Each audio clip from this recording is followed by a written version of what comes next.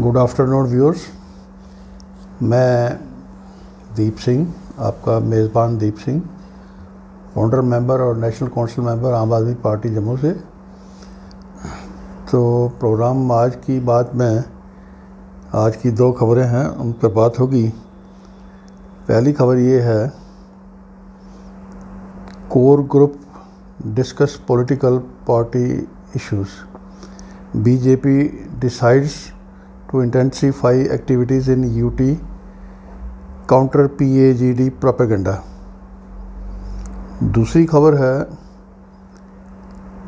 Delimitation division of J&K ratified by both houses of parliament, delimitation commission order final, can't be challenged legally।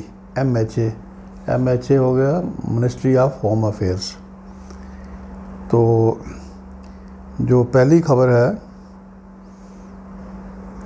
उसमें हमारा मानना ये है कि आज कोई एक सवाल करे इनसे कि PAGD के जो कंपोनेंट ग्रुप हैं, कंपोनेंट सेक्शंस हैं, जो पार्टियों के लोग हैं, उनका पास्ट क्या है, उन्होंने कौन से तीर मारे हैं, क्या डिलीवर किया है जम्मू कश्मीर के लिए या इंडिया के लिए। जम्मू कश्मीर के लिए नहीं कर सके, इंडिया के लिए क्या करना था इन्होंने।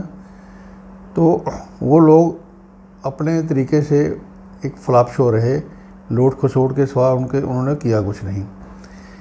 इसी तरह जो भाजपा है, बीजेपी, वो अपने आप को नेशनलिस्ट पार्टी कहती है, लेकिन उसके जो काम हैं, उसके जो एक्शन हैं, उसने ये साबित कर दिया है कि ये फेक नेशनलिस्ट पार्टी है, इसका नेशनलिज्म टोटल फेक है। तो ये दोनों एक तरह से बुरी तरह से एक्सपोज होकर रह गए हैं। तो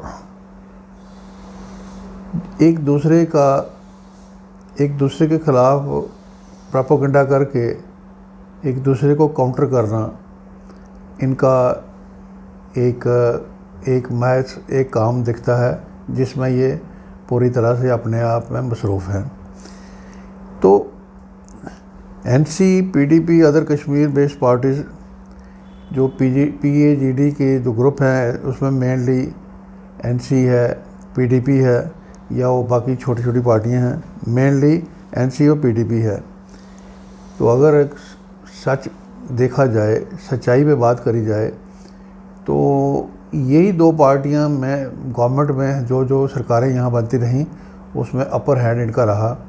यही दो पार्टियां पूरी तरह से ज़िम्मेवार हैं, जो ऐसी सिचुएशन इन्होंने की, ऐसी ये अपने कह लें कैजुअल बिहेवियर में मस्त रहे, अपनी करप्शन में मस्त रहे, अपनी नेपोटिज्म में मस्त रहे। इन्हीं की लापरवाहियों की वजह से बीजेपी जैसी कम्युनल पार्टी को एक मौका मिला, तो उसने ये खेल खेला, जम्मू कश्मीर की अंदर जो डिवीज़न पैदा करके जो आज उसके पीस और प्रॉस्पेरिटी के ऊपर एक बदनुमा दाग बना के रख दिया। उसके लिए ये भाजपा को ऐसा मौका कभी ना मिलता अगर PDP और NC जैसी पार्टियां एक अच्छे से रूल करती, जम्मू कश्मीर को अच्छे से संभाल पाती। तो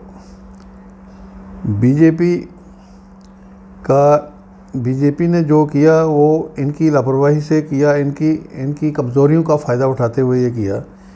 तो as a fact NC, PDP and Congress neither worked on awareness.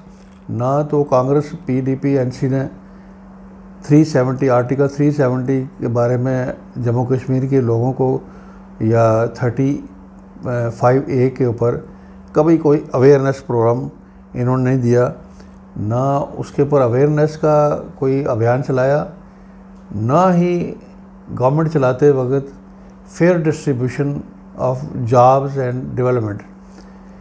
तो ये वैली फोकस्ड होने का इल्ज़ाम आज तक लगता रहा बार बार, वो बहुत हद तक सच भी था।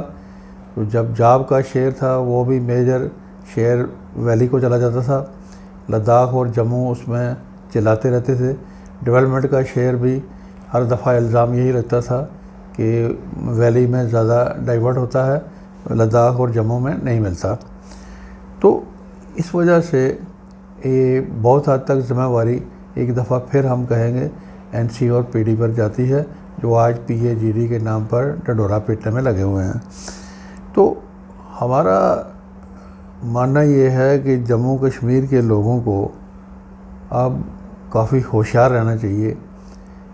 वे इनके जो ट्रैप्स हैं पीएजीडी के या बीजेपी के जो नए किस्म के ट्रैप्स हैं, इनसे बचना चाहिए और हो सके तो कोई नया ऑप्शन जिसमें आम आदमी पार्टी की जो क्रेडिबल गवर्नेंस मॉडल है दिल्ली का, पंजाब का, वो एक कशिश उस पर बनी हुई है लोगों की और सब जगह उसकी चर्चा है और उन लोगों ने प्रैक्टिकली करके दिखाया है।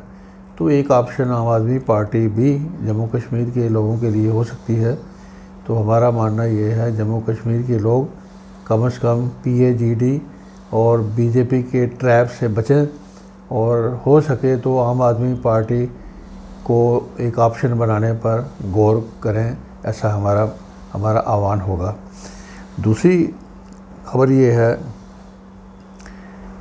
Division of J&K ratified by both houses of parliament, delimitation commission order final, can't be challenged legally MHA। तो हमारा कहना ये है काश ये जम्मू कश्मीर की जो डिवीज़न मोदी सरकार ने, भाजपा की मोदी सरकार ने करी 2019 में, ये अच्छा होता कि भाजपा मोदी सरकार एक जम्मू कश्मीर में जो चीज़ें डिरेल हुई पड़ी थी, जो चीज़ें गलत हो रही थी, उनको ठीक करके एक नई चीज़ इस्टेब्लिश करके और ये जो डिवीज़न वाला फार्मूला था उनका, इसको अपना सेकंड ऑप्शन बनाती। हमारा मानना ये है कि भाजपा ने अपने कम्युनलिज्म का भरपूर सबूत दिया। उसने एक पॉजिटिव ऑप्शन को कभी उस पर काम करने के लिए कभी आमादगी नहीं दिखाई। उन्होंने सीधा जम्मू कश्मीर के डिवीज़न के ऊपर हमला किया, डिवीज़न करके, और जो उसका रिज़ल्ट है वो आज आप सबके सामने है। उससे भाजपा का जो कम्युनल चेहरा बुरी तरह से एक्सपोज हुआ है। तो BJP Modi government has in effect merely as an signature.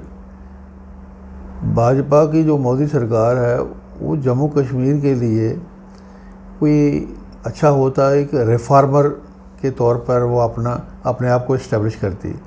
और अफसोस है कि उन लोगों ने अपने आप को एक छीनने वाला है, अंग्रेज़ी में स्नैचर कहेंगे, चीज़ें छीनने वाला होता है, उस छीनने वाले के नाम से उसकी शक्ल में अपने आप को इंट्रोड्यूस करवाया, जो नहायत बदकिस्मती की बात है। और अक्सर ये अपने आप को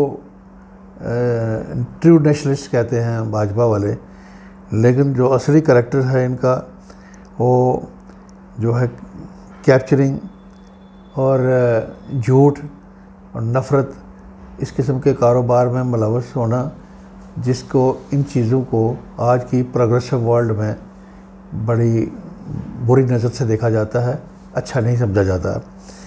तो रीसेंट डिलिमिटेशन प्रोसेस, जो अभी का डिलिमिटेशन प्रोसेस हुआ, भाजपा ने करवाया, ये एक दफ़ा फिर एक भाजपा की तरफ से कॉम्युनल एक्सरसाइज के तौर पर देखा जा रहा है, इसके सिवा कुछ नहीं।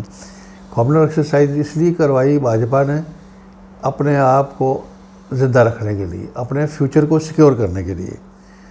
तो अच्छा होता कि भाजपा ये गंदा खेल खेलने के बजाय अपनी खुदगर्जी से हट के जम्मू कश्मीर में डेमोक्रेटिक वैल्यूज़ को सही मायनों में सच्चे मन से उसको परवान चढ़ाती तो ज़्यादा अच्छा होता।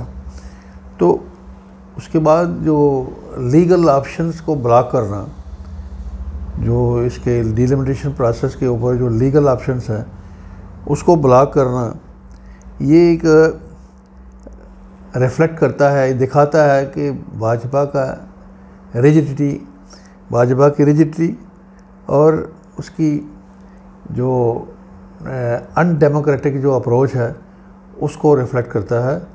तो इसमें इन चीज़ों को आज की एक दफ़ा फिर हम कहेंगे, आज की प्रोग्रेसिव वर्ल्ड में इन चीज़ों को अच्छी नज़र से नहीं देखा जाता। आज के लिए इतना ही, बहुत बहुत शुक्रिया।